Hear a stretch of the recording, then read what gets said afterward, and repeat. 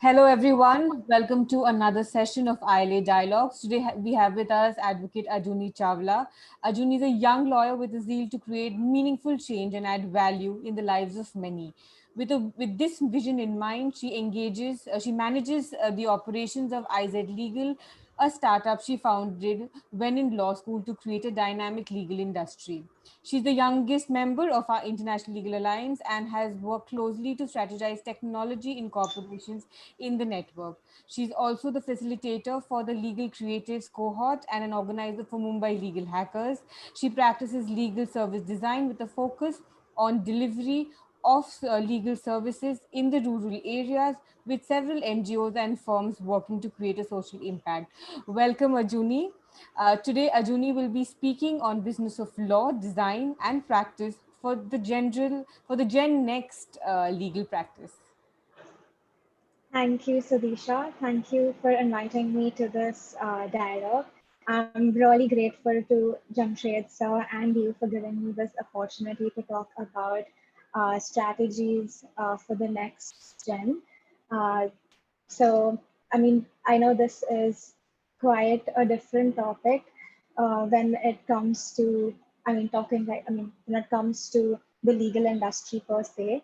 But I chose this topic especially during these rapidly changing times because I'm afraid that legal practitioners that merely place band-aids that are currently merely placing old band-aids on the old models will face an increasingly uncertain future.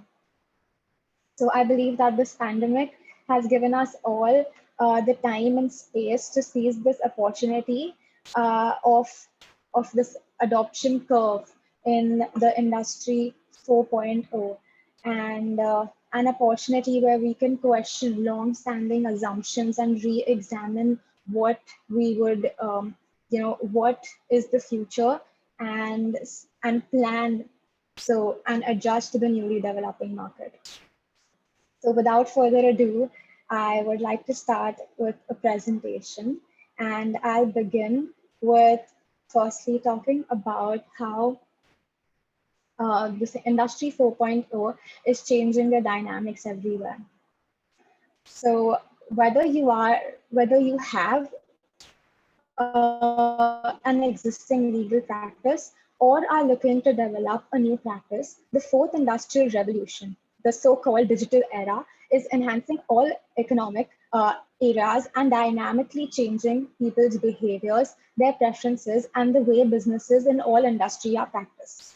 So obviously, law practice area is no different. The involvement of technology in law practice is going to be unavoidable with how society and the current legal system is structured. And I believe that more firms and lawyers are now implementing technology into their practices in some way or the others. You know, if before the pandemic, using certain technologies was a differentiation factor, today really the reality is completely different. You know, those who do not use them can hardly survive. And that is what the current situation is. And I believe that we are already at the cusp of industrial revolution. So further, I would like to show how the dynamics are transforming in the legal industry. And as we speak now, thanks to technology, prediction of future is made easier. And the advancements and developments that technology meets within the legal system provides an idea of what tomorrow may bring. Now, this industrial revolution not only introduces new technologies of automation and artificial intelligence being the buzzword, but also other significant changes. When I talk about automation, firstly, so far, tech and law has been a combination that has proven rather beneficial. The ever-changing legal ecosystem has ensured that law and technology will be permanently enhanced. And almost every aspect of a legal practice involves technology today in some degree or another, whether it is digitalizing files and records, or scheduling, or when it comes to communication, management, networking, all of this has been automated. This has led to the adoption of an integrated module between various business management, operation, leadership, and technological improvements, creating a dynamic and hybrid integrated module. Now, when we talk about alternative legal services, that is the future of law.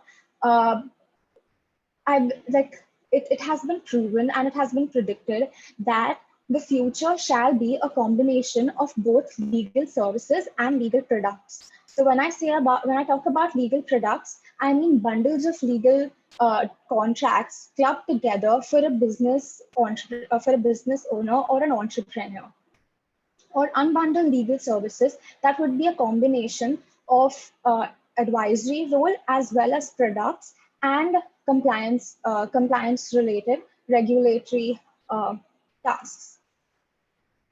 This has so Considering that automation, integrated module, and alternative legal services are going to be integral parts of our future.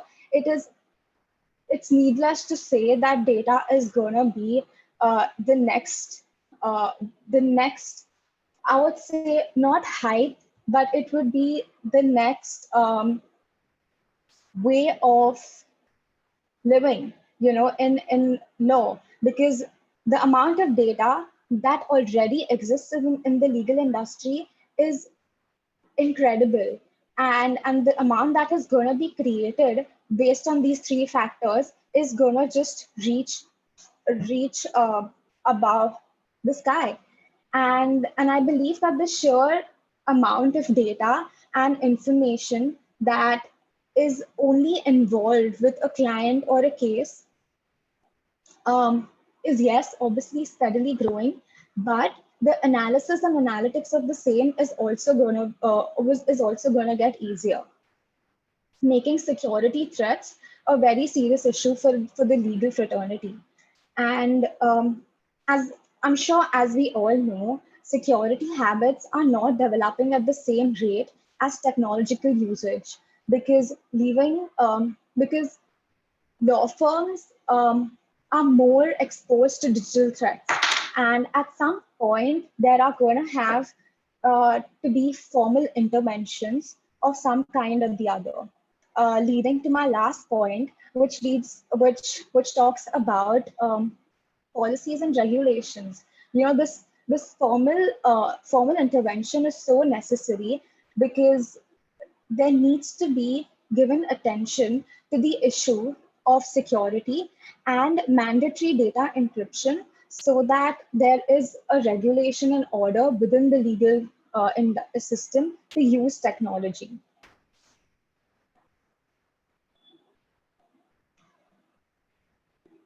Moving further, I feel before we even move ahead, so we need to note that the digital transformation is not a destination, and there are several development stages that are going to be there in this journey. So it is very important to understand, or it is very important to decide which stage of digital maturity your business is at in order to take action and make a strategy accordingly.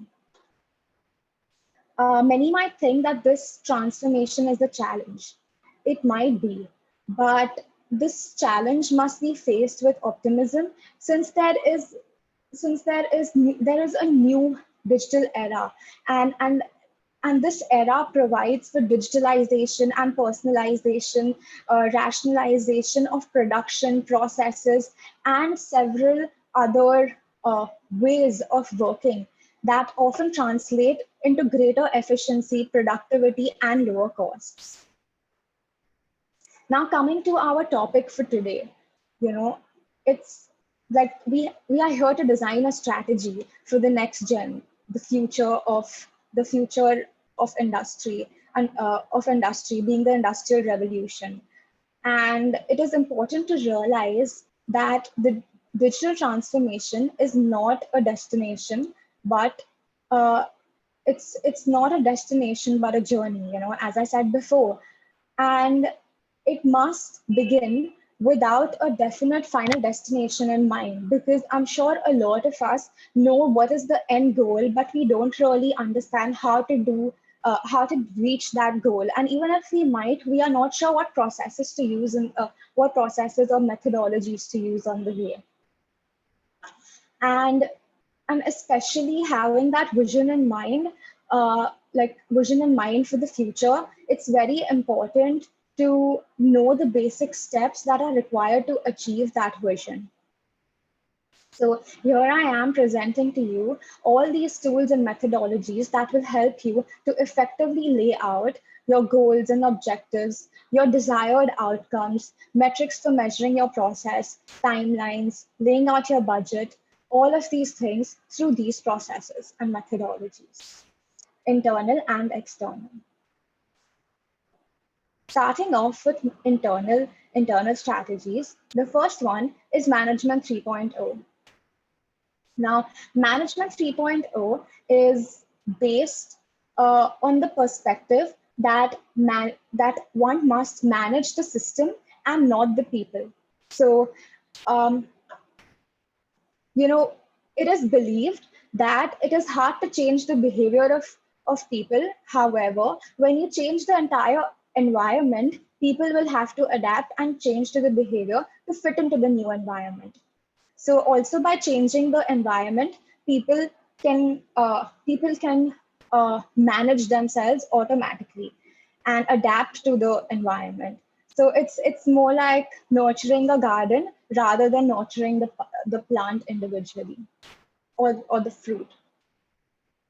Now, like just a fun fact before I move ahead, that Management 3.0 was used by Tesla and SpaceX as well.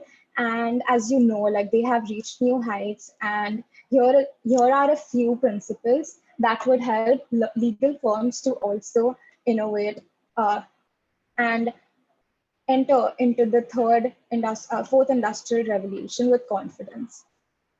Firstly, moving fast. When I talk about moving fast, it is the ability to rapidly respond to trends and changes in the legal market in order to drive competitive advantage. This, in particular, helps to build resilience through speedy response to current issues and challenges in the automated industry, sorry. Now, when I talk about automation, there is this urgent need to constantly keep on innovating, and innovation should, in this era especially, be at the heart of anything we do as lawyers, especially because we have the right to develop a cutting edge solution. I would say cutting edge solution to foster solutions to problems of vulnerable citizens of our nation. And so, like, the need to constantly innovate also means that we are staying relevant and again achieving competitive advantage.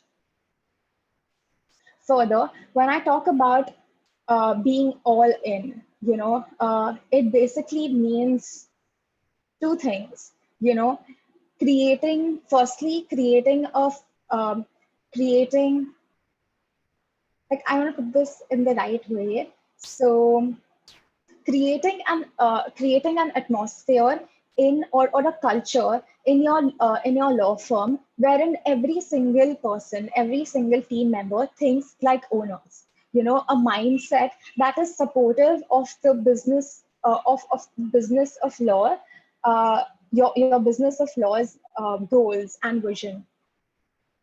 When everyone is acting like owners, what happens is that everyone is responsible and accountable in the job and the overall performance of the business. So a team that works to improve the business together develops a synergy and makes the corporate culture more effective. This would in turn lead to maximizing uh, benefits that would be derived from everyone's talents and skills. So be all in. Now, when I talk about do the impossible, um, it basically means think out of the box, act unconventional. I know that law is a very conventional field, but now is the time, it is the era to think outside the box and act unconventionally, go beyond the conventional limits of productivity and creativity, and and just explore and open new doors to improve performance and processes, something that we're going to be learning in the next few slides. Now, when we talk about process mapping, um, I'm sure like traditional practices was basically just understanding that, okay, this needs to be done and that's the next step. And like just in your own mind, laying out the next few steps for yourself. But that is just for you. Now, why does process mapping help, and why is a graphical representation in such an illustrative description, in such an illustrative manner required? Why is it required? Because I believe that most of the lawyers believe, like according to studies, it is proven that most of the lawyers believe that not everyone in the firm or even the clients should know what are the next few steps. But this unconventional way uh, teaches us that every participant knows and visualizes the details of the process closely, they are able to enhance and guide the decision making process in a much more effective way. Also, one can identify the major areas of strengths and weaknesses in the existing process, such as the contribution of individual steps. Like as you can see over here, there are, can you see my screen? Yes, we can see your screen. Yes. So as you can see over here, where the point of this map is to identify each major event or a process that occurs in this litigation case. Rather than creating a process that can just be envisioned, uh, we can draw out and try how to make the operations easier and effective from the first very step of intake of the case to the resolution. In the second illustration that I've put over here is in this male hypothetical situation. It's a very basic example where creating an operational flowchart could greatly benefit the business aspect also. So you can get as detailed as you want, down to like creating a decision making, but this will 100% guarantee you operational efficiency, because creating a process flowchart may give you a valuable insight on how to make things better, and also help you to receive feedback from everyone else involved in this particular matter. And when I design a legal practice for my clients, I create as many pathways straight to the automation phase as possible, because automation means reduce time and efforts with a guaranteed result outcome of effectiveness and efficiency. So having as many like process maps as possible is the best thing to do. Moving on to operational excellence, I would like to introduce you this framework. It's a disciplined approach to get uh, work done so that it's done faster, smarter, and more efficiently. In the context of providing legal services, operational excellence transforms the fluid practice of law approach to a nuts and bolts business of model. Mm. So when I talk about nuts and bolts business law module, what do I mean? How do I do this transformation? Or like how is it even possible through operational excellence? It's basically done by instituting um, a way of operating that deploys people and technology and processes to produce a high quality legal work that is done at lower and more predictable costs, and thereby increasing the profits. Now, starting from the basics about operations, because the future of operations is obviously going to change with changing times. And I personally believe that operations is the architecture of, or I would say the walls of any legal practice. So redesigning how work gets done by introducing significant ways and approaches uh, uh, to enhance staffing and processes shall improve how lawyers manage, capture, and reuse their work. Now, starting off, the first step is cultural enablers, the main foundation of any law firm or any legal practice is building an efficient process for cultural development of your practice. You know, uh, a way to a way to make it clear to all employees whether or not organization systems are running smoothly, and making it possible for your team members to step in with those improvements and feedbacks that are necessary to be taken. Now, this is a value stream. This process, this particular cultural enabler process, is based on the concept of value enablers. When I say value enablers, it is basically a point wherein a law firm or any lawyer can produce impeccable service quality by simply changing the culture of his legal practice. So, drawing from continuous improvement, and there are several tools to do all of these step work. Um, mm, legal practices can adopt, legal practitioners, sorry, can adopt a mindset of problem solving, teamwork, top line growth, allowing them to create more value for customers.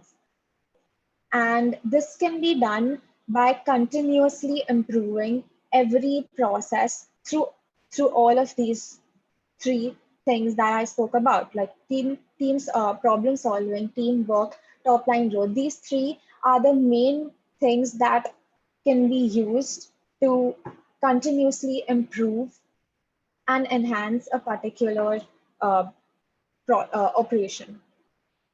Further, moving on to enterprise enlightenment. Um, so, operational excellence believes that an organization to do more with the same staff through better employee engagement uh, and streamlined processes. It is not about cutting resources, but rather about figuring out how we can better apply our resources. Last but not the least, when it comes to results, remember the drive to keep moving in order to have the capacity to pursue innovation and growth rests in two primary pillars: the systematic management of operation, and second, the commitment to a positive culture that focuses on customers' needs and empowers staff or team members.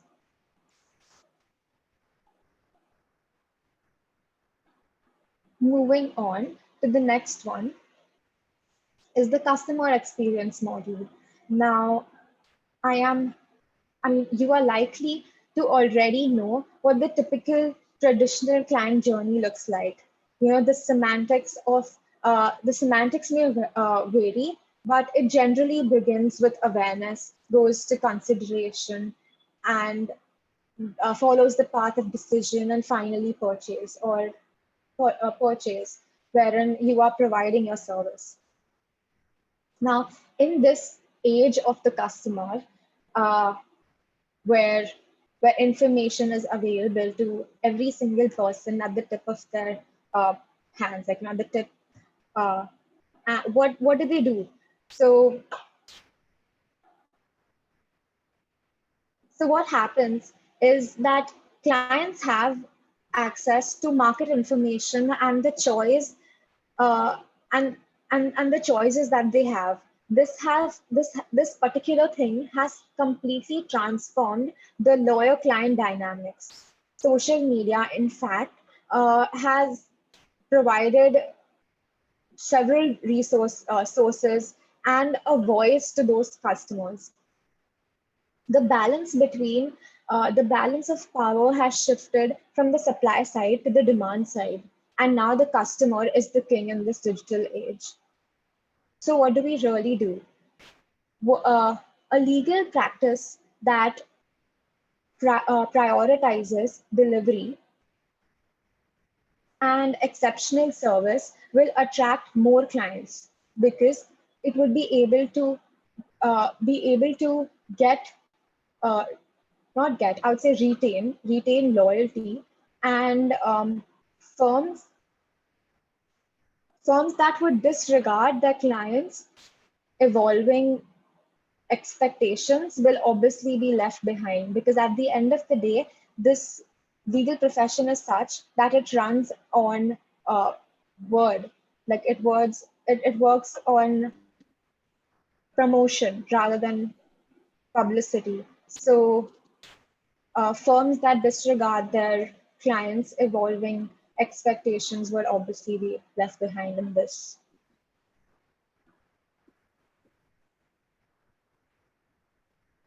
Further, there's now mm,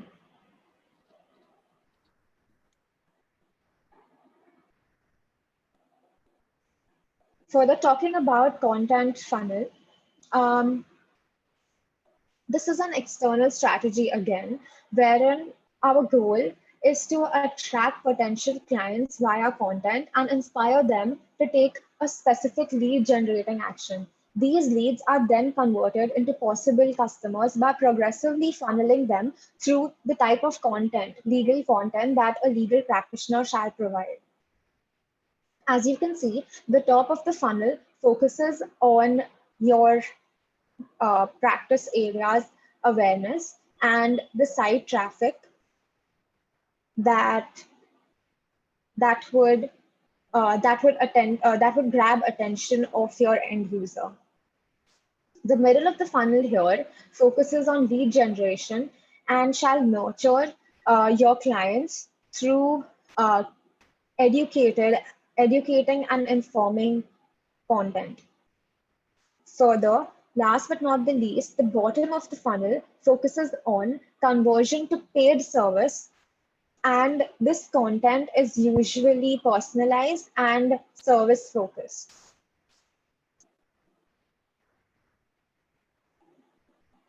These content, as you can see, can be created through several different ways. And in order to ascertain that, it's very important to understand uh, and study industrial insights, as they play an integral role in laying out and implementing strategies. In a recent study on future of legal practice, it is recommended that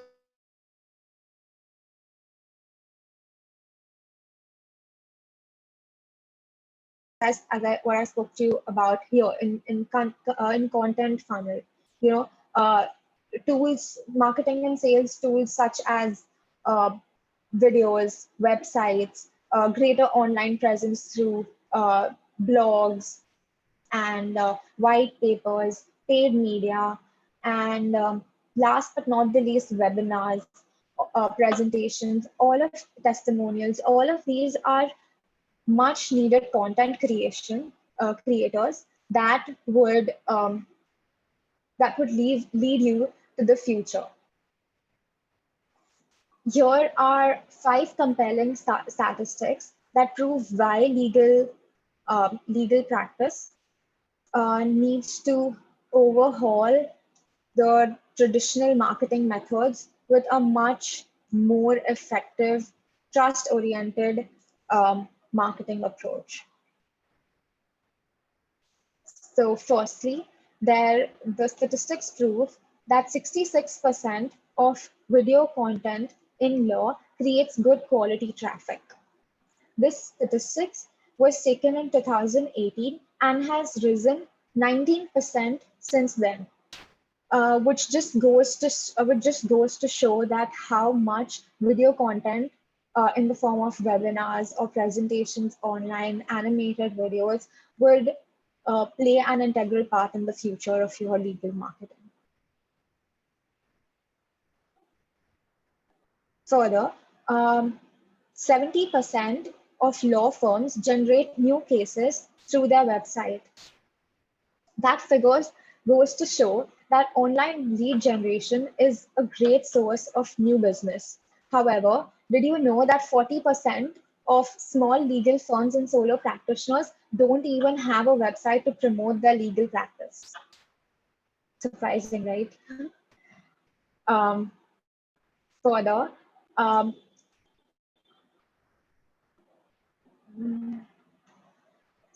Further, 97% of law firms lack personalized content on their website.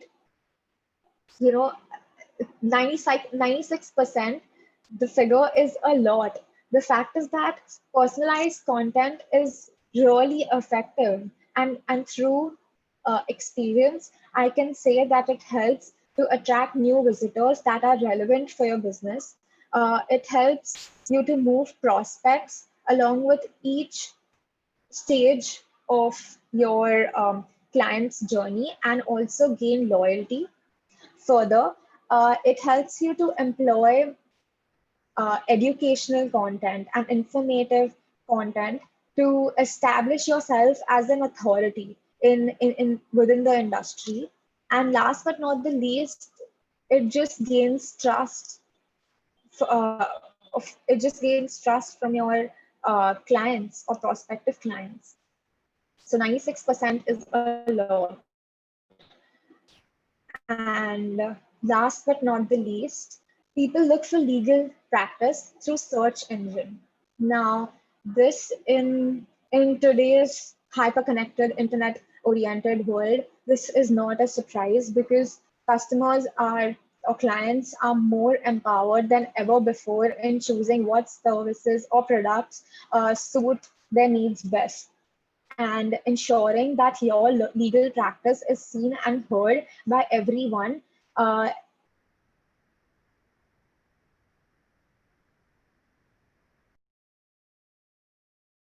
crowd and bring those prospects directly to the end user, your client. So for this, it's needless to say that your website is your number one tool. It's like a digital storefront that would uh, storefront where your clients or your prospect clients will gather information about your services and make an informed decision. And this is your key to generating leads. So with that, we finish our internal and external strategy, tools used for internal and external strategy. And now I I'm open for questions. So, Ajuni, I had a couple of questions. What is the importance of all this to lawyers in general, especially the Gen Next right now? Yes. So it it would equip lawyers with the knowledge and skills that are essential uh, for the modern legal practice. From where we stand right now, there is a need to transform um, traditional way of working, and the traditional lawyers who have deep knowledge, but they also need to build, or they need assistance with complementary disciplines like business design, project management, legal processes, um, talent management, and overall structure. Now, these legal professionals who are well equipped for the next gen would be able to solve problems, collaborate, network, and monetize these by enjoying an enormous amount of competitive advantage. Okay. Uh, my second question was, in the previous one, you said that a lot of leads get generated through websites. My question to you is like, I mean, of course, you have the bigger law firms who do have who's the partners, what they're about, what services do they render, but basically general details. But they also do have a disclaimer that this is only for informative purposes because your bar council doesn't allow us to promote. So when you're talking about, I'm just wanting to understand what kind of information should us lawyers put up so that we get a balance of of both, in terms of you also have a reach out there, but also to very also to not be in a situation where you're promoting or you're advertising your service. Yes. So over here, I would like to lay out.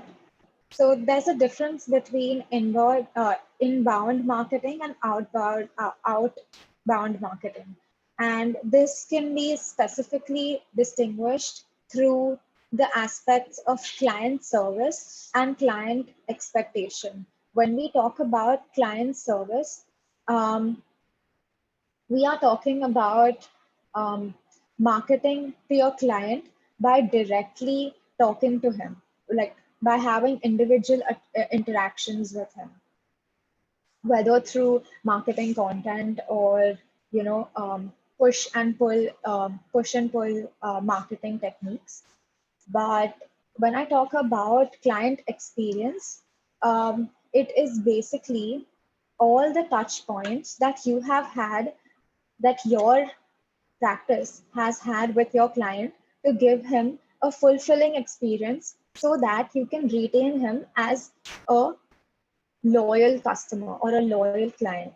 When you do that, that that client would advocate for you with his peers. So that would lead to an outbound marketing, clubbed obviously um, with content creation. So, for example, like in simple terms, if you have a client who has been your client since the past 5 years, but he hasn't been giving you a lot of work off late.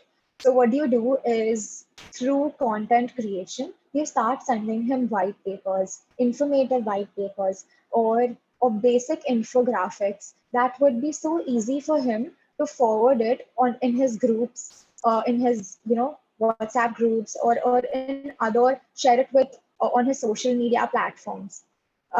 With that, what would happen is the client is advocating your services to his peers, and that would be a form of marketing, indirect form of marketing, outbound marketing, and lead you to more, I mean, help you to lead generation.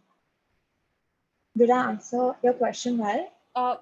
sort partly I just wanted to understand. So my actual question was on the website, what do I, how do I maintain that balance of not, of promoting myself as well as not promoting myself? That was what the question was. So I think I did get a part of it by putting in, articles there where, which can be informative, but is there anything else apart from that in terms of my services and articles that I could add on? Yes, yes, obviously. Like so I would say it's not, it would be a hybrid website. It's not, so the future of website, like your, as I mentioned over here, is that in the funnel when you see, there would be the, after the home page and after all of this, like after your website, which would have all of this, there would be emails. So the email would be sending out newsletters, research, product announcements, and things like that. So when you are constantly sending updates through email, you are creating a sense of trust, and that is another form of marketing that would help you to retain that customer and market your product uh, to that particular client as well as his um, referred friends. Okay, okay, got it. Okay. Anybody else has any other questions?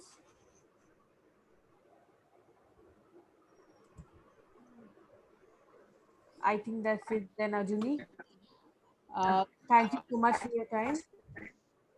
Thank you so much for having me over. I'm really grateful to be here, and I hope that this was of use.